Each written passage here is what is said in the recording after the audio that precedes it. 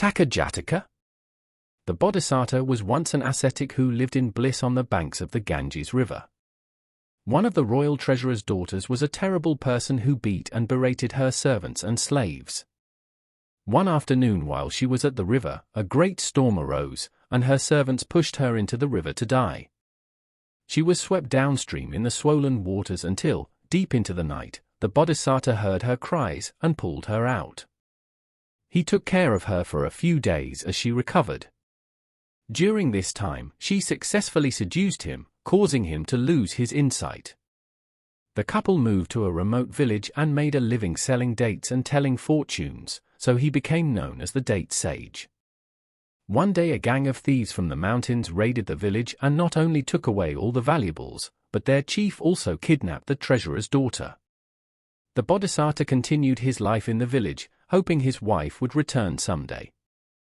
But she became very happy with her new life and feared that the Bodhisattva would take her back, so she schemed to have him killed. She sent a loving message asking the Bodhisattva to come rescue her, and he did. She told him to hide in her house until the night, then they could flee safely. When the chief thief returned, the woman told him that her former husband was hiding in the next room, and he went in to beat him. During the merciless attack, the Bodhisattva did not cry out, he only said "ungrateful wretch" over and over. The thief tied him up, and in the morning beat him once more, and again the Bodhisattva's only reaction was to repeat, "ungrateful wretch." The thief was puzzled by this response and asked the Bodhisattva to explain himself. He related his tale, and the thief realized if she could kill a man who had done so much for her, he himself was not safe from her wickedness. So he sliced the woman in half with his sword. In thanks for saving him, the thief bathed the Bodhisattva from head to foot and fed him all the fine food he could eat.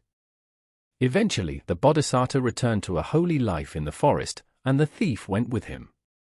They lived out their years with the joy of insight and entered heaven after they passed.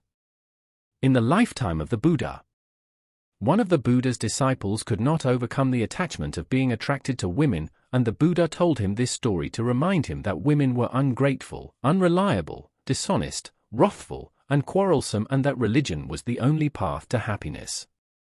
The chief thief was an earlier birth of Ananda, one of the Buddha's top disciples.